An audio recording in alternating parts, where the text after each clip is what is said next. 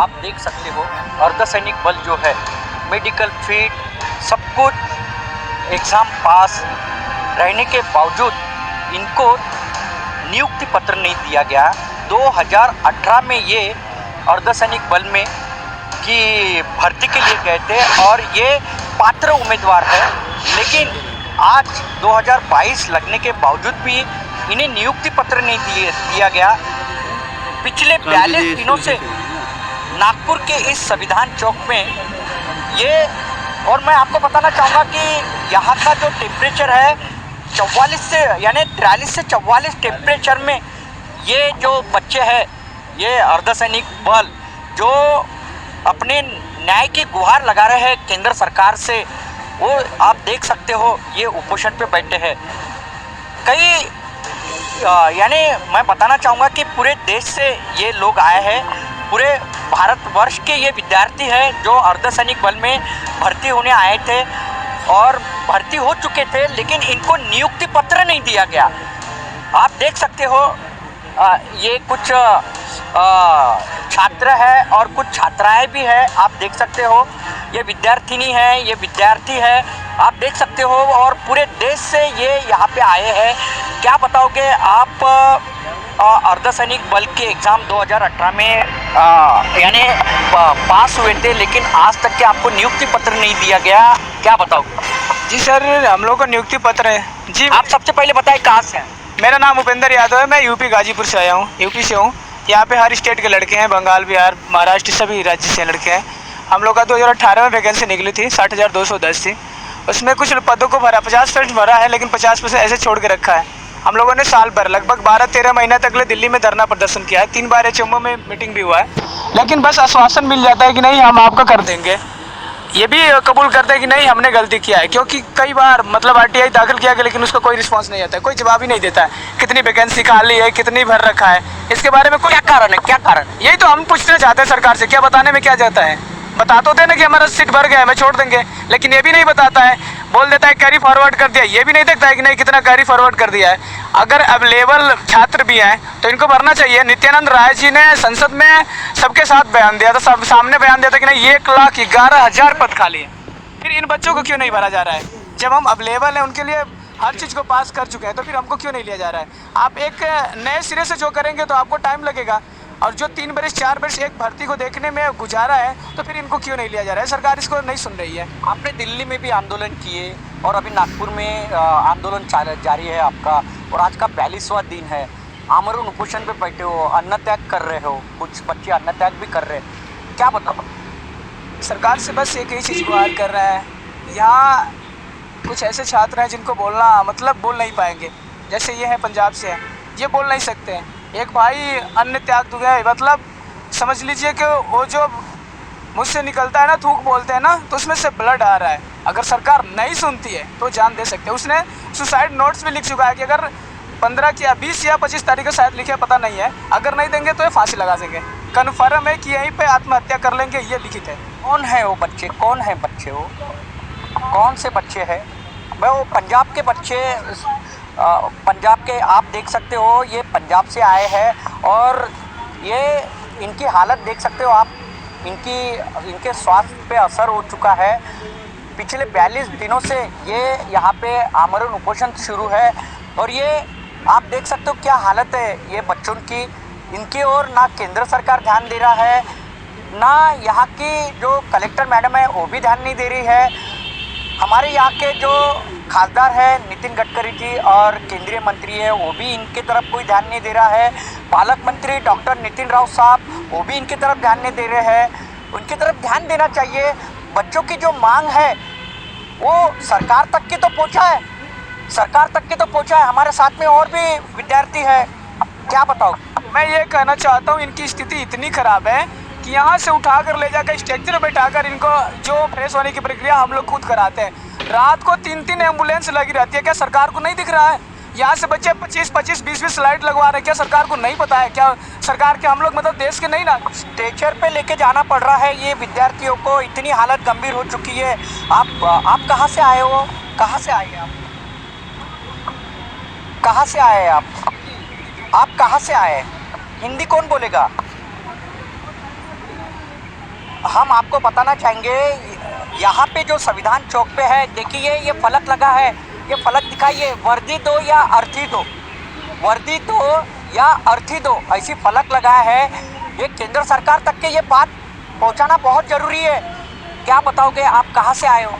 Sir मैं बिहार से हूँ, मैं बॉर्डर डिस्ट्रिक्ट से हूँ। लेकिन ये प्रक्रिया जब हुई थी 2018 में फॉर्म फिलअप हुआ था, 21 जून को 2019 में रिजल्ट आया था। उसके बाद हमारा फिजिकल हुआ, मेडिकल हुआ, मेडिकल भी क्वालिफाई है, हम ग्राउंड फिट हैं। जो मेडिकल वाले हैं इनकी भर्ती हो गई है। अभी हम जो फिट हैं, ग्राउंड फिट हैं, हम रोड पे भटक रहे हैं। लेकिन इनको ये नहीं दिखता है कि जो बच्चे इतने मेहनत करके यहाँ तक आए, इनको पहले देते हैं। जबकि 60,210 पे वैकेंसी आई थी 2018 में, उसमें से इन्होंने 54,000 को ले लिया। अभी भी इनके पास 5,000 सीट है। ये हम मतलब सारा को मत दे, ऑल मेडिकल फिट को नहीं दे, लेकिन जो बच्चे रोड पे हैं, जो बच्चे रोड पे सो रहे हैं, जो बच्चे इतने दूर दूर से आ रहे हैं सर, उसको तो कम से कम दे दे। मैं आज से नहीं, मैं अभी अगस्त से आ रही हूँ। भैया लोग बहुत पहले से मेहनत कर रहे हैं। मैं इसमें थक गई हूँ आते आते।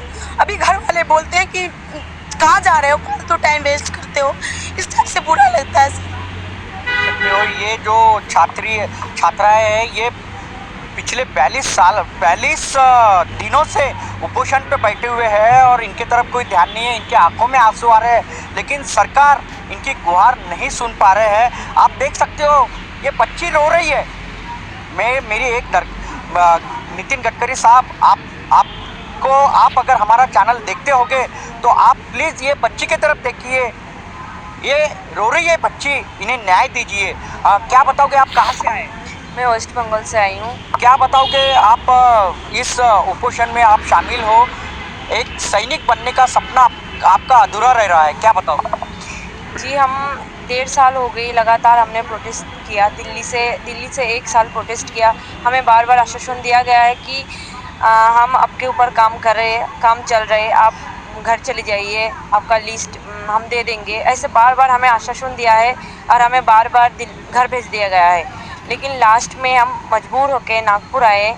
यहाँ पे इतनी टेम्परेचर है, लोग तो मतलब बाहर रोड पे सोते हैं, हम सो ही नहीं पाते। नीचे से इतनी गर्मी उठती है, सो ही नहीं पाते, इतनी मजबूर है। आज मजबूर होके हम यहाँ पे आए, जो 20 दिन 18 दिन से 25 दिन से भूखे बैठे हैं, बस पानी पी के, इतनी तकलीफ में है। हमें तो बस ज्वाइनिंग चाहिए और कुछ नहीं चाहिए। हमने एग्ज़ाम भी दे दिया, फिजिकल रिटेन सब कुछ फिट होने के बावजूद भी हमें आज रोड पे सोना पड़ रहा है। सरकार मोदी जी बोलते हैं कि बेटी बचाओ बेटी पढ़ाओ, आज बेटियाँ कहाँ पे है? 42 दिन हो गई है, हम रोड पे सो रही है, रोड पे घूम रही है, ना खाना खाने ना कुछ भी। कोई हमारी मदद नहीं कर रही है। हमारी गलती क्या है? बस हमारी हक मांग रही है, हमारी गलती है। किसी से तो भीख तो नहीं मांग रहे हैं ना। हम बस जो हमारे अधिकार हैं, जो हमारे हक है, बस हमें वही चाहिए, वही दीजिए। हम और कुछ नहीं, भीख नहीं मांग रहे हैं हम। मैं आपको बताना चाहूँगा कि पीएम मोदी कहते हैं कि बेटी बचाओ बेटी पढ़ाओ, लेकिन ये बेटियाँ अपने हक की लड़ाई लड़ रहे हैं और इन्हें अभी तक के न्याय नहीं मिल रहा। 2018 से ये अपने न्याय की गुहार लगा रहे हैं, कभी दिल्ली, कभी नागपुर, और अभी ये नागपुर में है। 42 दिनों से ये इस आमरण उपोषण कर रहे हैं। मैं और कुछ छात्र हैं, उनसे भी जानूंगा। कहाँ से आए हो? सर मैं दिलीप कुमार, बिहार चंपारण डिस्ट्रिक्ट से हूँ। और सर मेरा बचपन से सपना था कि मैं सैनिक में भर्ती हूँ, और सरकार ने मुझे तो आधा अधूरा काम करके और रोड पे आज ठेल दिया है। मैं बताना चाहूँगा आपको कि ये तपतपाती धूप 43 से 44 डिग्री सेल्सियस नागपुर का तापमान है, और इस तापमान में ये बेटियाँ और ये बेटे आमरण उपोषण पे बैठे हैं। इनके तरफ ना केंद्र सरकार का ध्यान है, ना राज्य सरकार का ध्यान है, ना स्थानिक नेताओं का ध्यान है, और ना खासदार और आमदार का ध्यान है। किसी का ध्यान नहीं इनके तरफ। ये अपनी मांग कर रहे हैं कि हम जो एग्ज़ाम पास हो चुके हैं, हमें जो नियुक्ति पत्र दिया जाए और हमें अर्धसैनिक बल में भर्ती किया जाए। इस मांग को लेकर आज ये आमरण उपोषण कर रहे हैं। कहाँ से आए हो? जी सर, बिल्कुल मैं झारखंड से, मेरा नाम राम कुमार गढ़वा डिस्ट्रिक्ट से हूँ। हम लोग जो है आज ये दर ठोकरे खा रहे हैं, हर स्टेट से, हर जगह से लड़के लोग आए हैं, लड़कियाँ लोग आई हैं। हम लोग मतलब देख रहे हैं कि 1.5 साल से जो है कि दिल्ली में प्रोटेस्ट किए, प्रदर्शन किए, लेकिन हम लोग का बात वहाँ तक भी नहीं सुना सरकार। और अभी जो है हम लोग यहाँ मतलब देख रहे हैं कि 2 महीने से लगातार प्रोटेस्ट कर रहे हैं। 42वां से 44 दिन आज हो गए हम लोग का आमरण उपोषण का। ये भाई लोग हैं या सिस्टर लोग हैं हम लोग का। तो हम लोग सरकार से यही मतलब हम लोग का रिक्वेस्ट है कि सरकार हम लोग का जल्द से जल्द जो है ज्वाइनिंग दे। ये बाबा भीमराव अंबेडकर का जो जन्मभूमि है, इस भूमि से हम लोग आह्वान करते हैं, हम लोग जितने भाई बहन हैं, कि बाबा भीमराव अंबेडकर की जन्मभूमि से जो हम लोगों को मतलब कि राष्ट्रदाता हैं, उनकी जन्मभूमि से कम हम लोग का ज्वाइनिंग दिया जाए। और जो हम लोग जो भाई बहन हैं, जो कि हम लोग का यानी दिल्ली में जब प्रदर्शन चल रही थी उस समय हम लोग के ऊपर लाठीचार्ज किया गया और लड़कियों को कपड़ा फाड़ दी गई, हम लोग को यानी कि थाने में अरेस्ट भी किया गया। फिर भी सरकार को जो है हम लोग के तरफ कोई ध्यान नहीं है, कोई संज्ञान में नहीं ले रही हम लोग के बातों को। लेकिन हम आपके इस चैनल के माध्यम से इस बाबा भीमराव अंबेडकर की कर्मभूमि के माध्यम से उनको आगाह करना चाहते हैं। इस सरकार को हम लोग यानी कहना चाह रहे हैं कि जल्द से जल्द हम लोग का नियुक्ति पत्र